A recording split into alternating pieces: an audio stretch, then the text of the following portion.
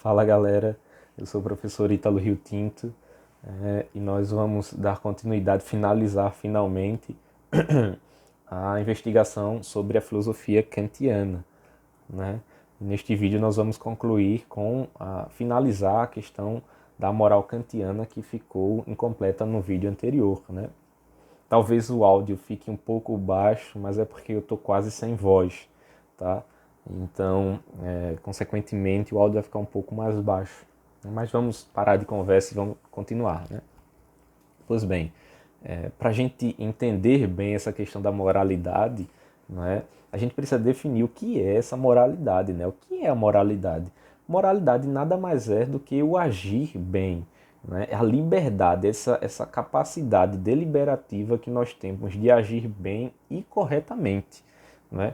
Então, agir moralmente não é agir obrigatoriamente, necessariamente seguindo a lei. Agir moralmente é agir por uma capacidade pessoal de fazer o bem, de decidir fazer o bem, né? Um exemplo disso, né? Vamos supor que nós estamos no supermercado.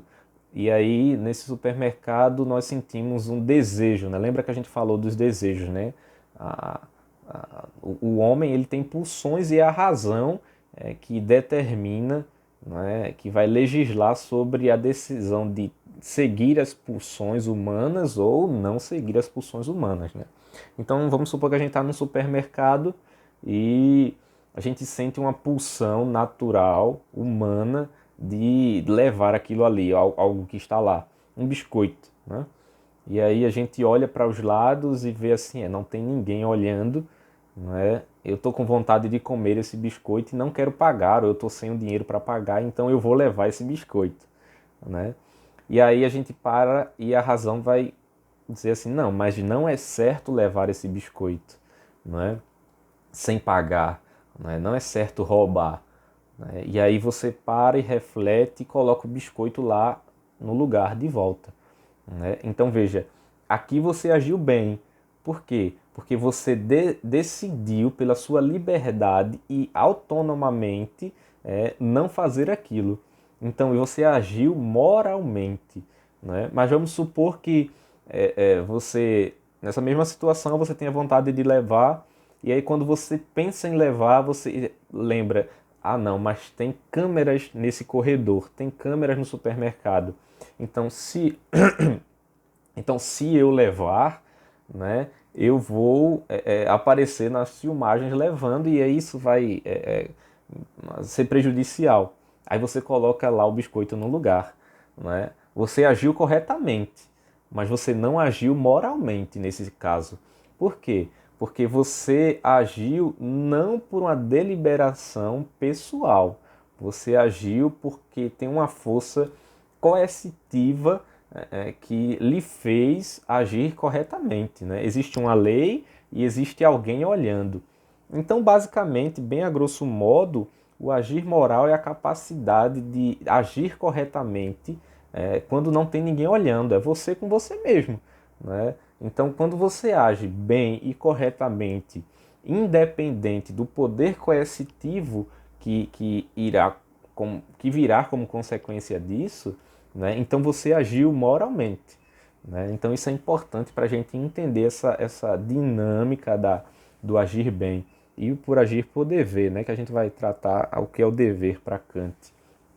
E isso é importante, porque essa capacidade de decidir ela é dada pela razão, né? A razão é que decide. Mas nós decidimos pela liberdade, pela autonomia que nós temos. Nós já tratamos sobre isso anteriormente, né? Então, mas aqui entra uma coisa interessante, uma que deve ser considerada. Liberdade, diferente dessa capacidade inconsequente que nós temos hoje, liberdade não é isso.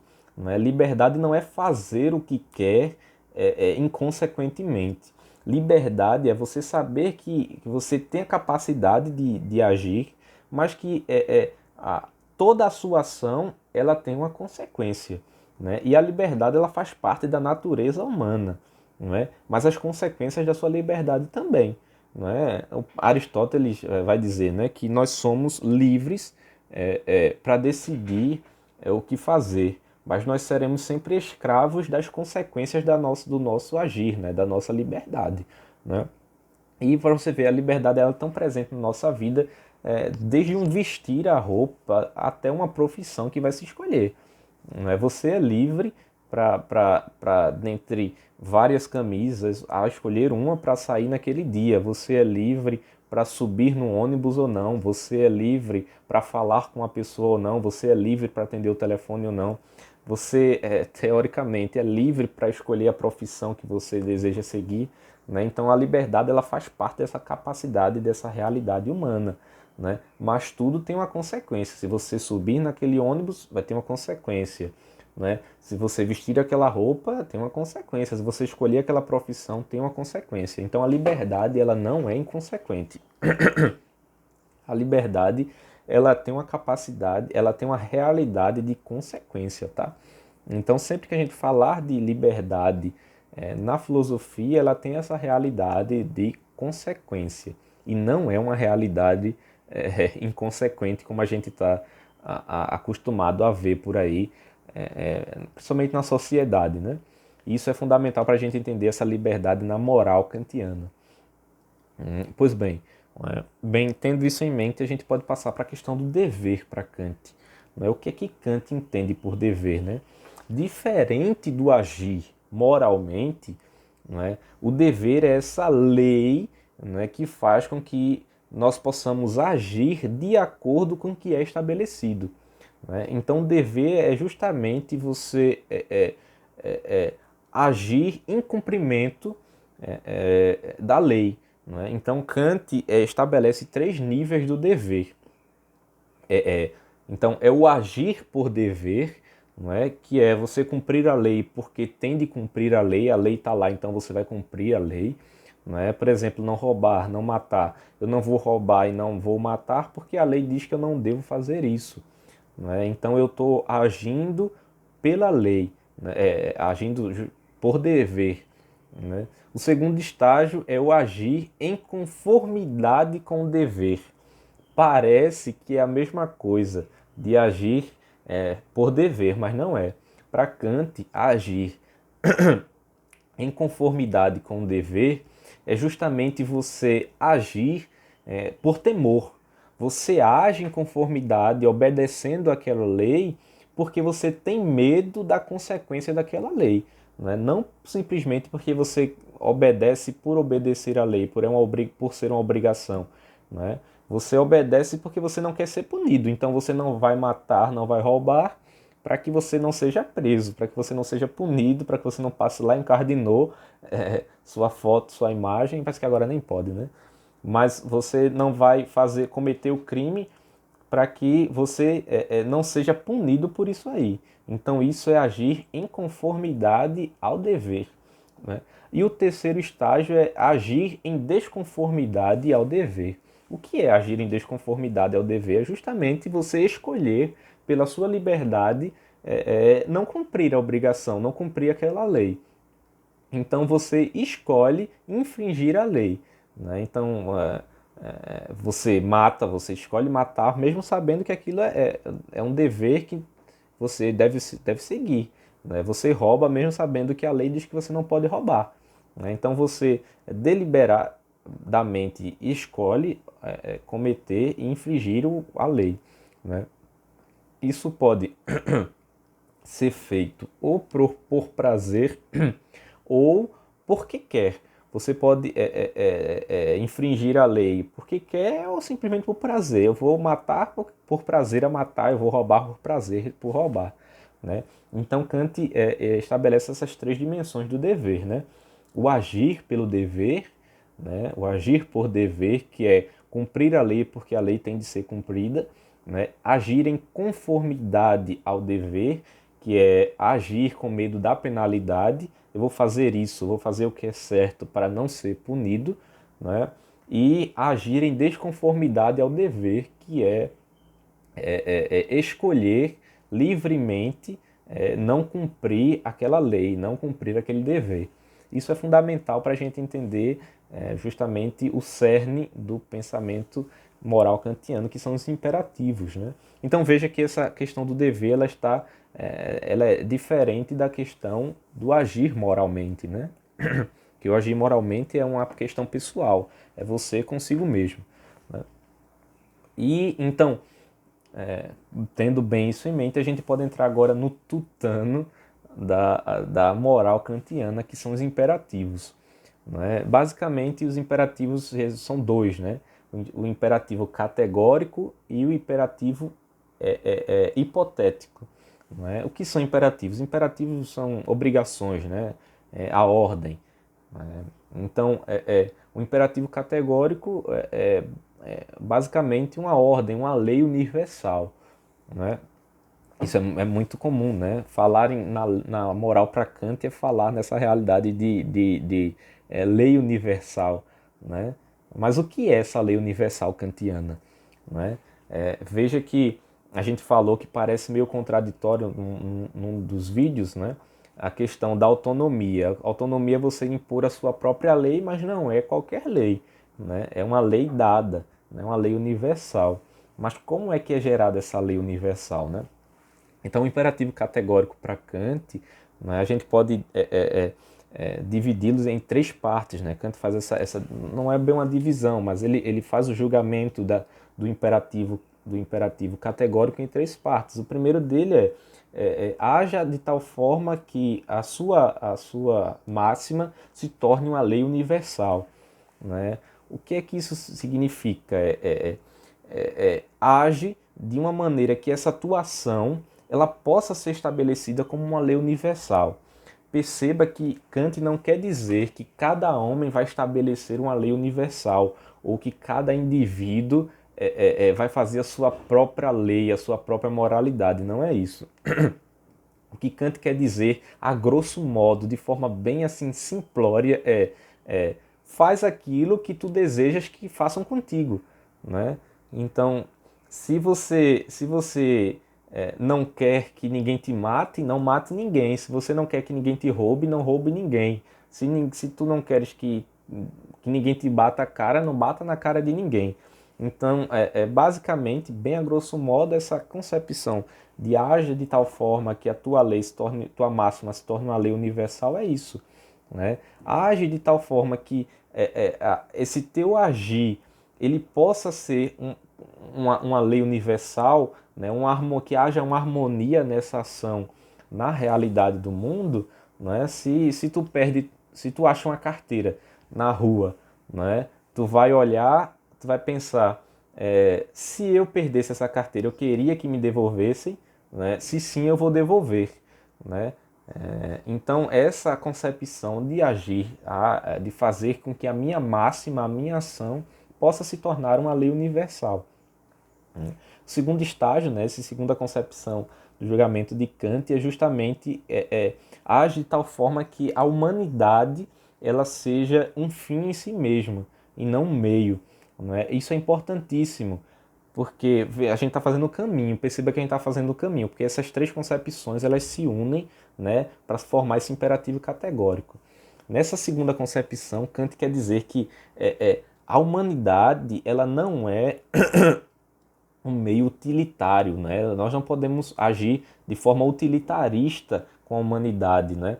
Nesse sentido é aquele contraponto, né, de que os meios justificam os fins, né? Os fins justificam os meios, né? Então é o seguinte, a humanidade, você não pode pensar na humanidade como um meio para alcançar algo, não é? A humanidade é um fim em si mesmo. Você não deve agir visando um privilégio. Não é? Eu vou ajudar esse senhor a atravessar a rua porque eu quero ganhar o céu. Eu vou ajudar esse senhor a atravessar a rua porque a imprensa está filmando ali do outro lado e eu apareço na televisão fazendo uma boa ação. Eu vou devolver essa carteira porque quando eu devolver a carteira a pessoa vai me dar um trocadinho. Não é? Não.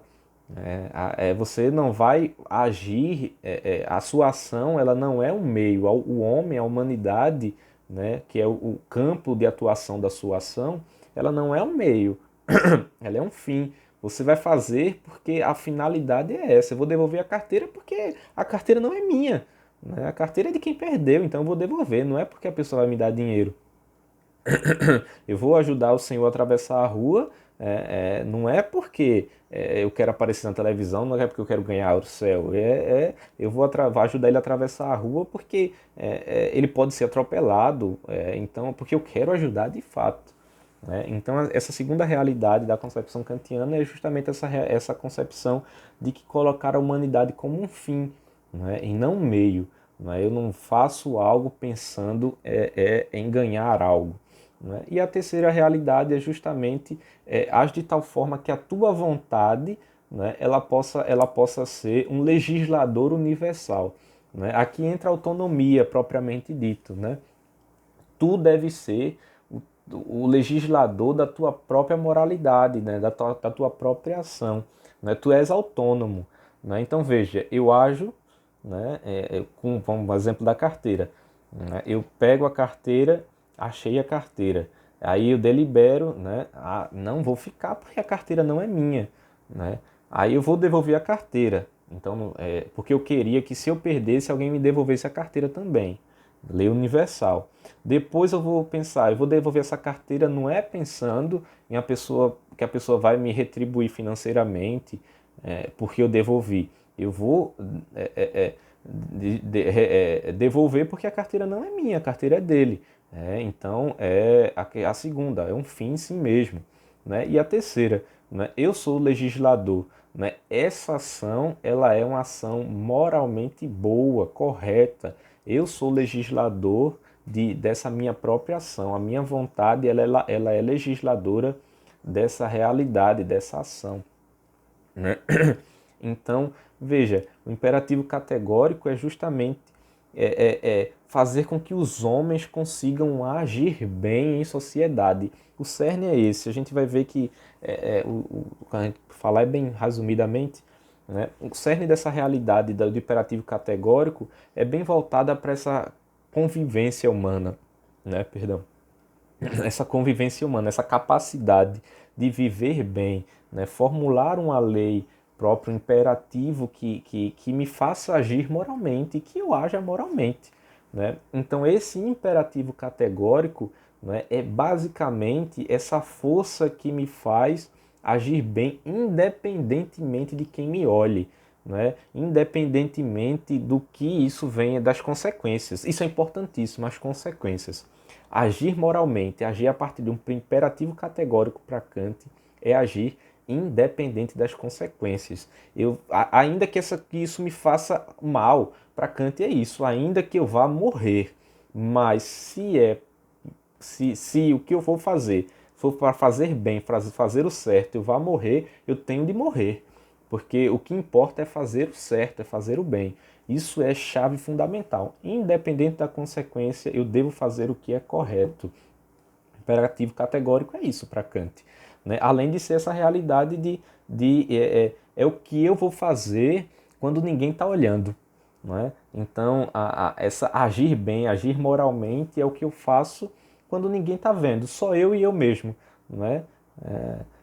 É a minha consciência comigo mesmo. Né? Então, pois bem, e aí a gente entra na segunda realidade para finalizar, que é o imperativo hipotético. O que é o imperativo hipotético? É justamente o contrário do imperativo categórico. O hipotético se refere àquilo que é uma finalidade. Não é? Parece contraditório? Parece, mas a gente vai entender. Como eu disse anteriormente, né? Muita coisa na filosofia kantiana parece contraditório, mas que no fim não é, né? Porque tem uma razão de ser. Então, o imperativo hipotético já está dizendo, é uma hipótese. Para isso, eu faço isso. Né? Então, para alcançar X, eu faço Y, por exemplo. Né? Então, eu ajo em função de. Né? Mas esse agir em função de está diretamente relacionado ao indivíduo, a mim. Né? Enquanto o imperativo categórico ele tem uma abrangência ampla, né? Uma realidade da humanidade social, na construção social, o imperativo, o imperativo hipotético é aquele que não fere a moralidade e que de forma alguma vai ferir o dever ou prejudicar o outro. Não é? Então, um exemplo de um imperativo hipotético é eu quero emagrecer, mas para emagrecer eu preciso correr. Não é? Então, para emagrecer eu vou correr. Isso é um imperativo categórico, hipotético, perdão. Então, não é uma força necessária que age, né? Porque você pode ou não correr, né? Você não tem a obrigação de correr, você vai correr se você quer emagrecer, não é? Então, eu quero adquirir conhecimento. Então, para adquirir conhecimento, eu vou estudar. Né? Para adquirir conhecimento, eu vou passar menos tempo nas redes sociais e vou ler e vou estudar. Então, isso é um imperativo hipotético, né? Algo que está mais direcionado a mim, né? E que tem uma força de escolha. Né? Se isso, faço isso. Né? Então, basicamente, a moralidade está resumida nessa questão. Né? Então, o que é importante para finalizar? Na concepção moral kantiana é justamente isso, entender o que é a moralidade, o que é o agir bem, o agir moralmente, as dimensões do dever e a concepção do imperativo categórico e do imperativo hipotético. Né? Então aqui a gente finaliza, né, essa longa investigação acerca da filosofia kantiana, né? Que não é só isso, claro, logicamente não é só isso, né? Mas bem resumidamente o que pode cair no vestibular são esses elementos. Então aqui a gente finaliza a nossa aula sobre Kant. Então qualquer dúvida, qualquer questionamento, deixa aí que a gente tenta responder. A gente tenta responder e se não, sabe como é. A gente está aqui para aprender. A gente procura e tenta solucionar. Beleza? Forte abraço, bons estudos.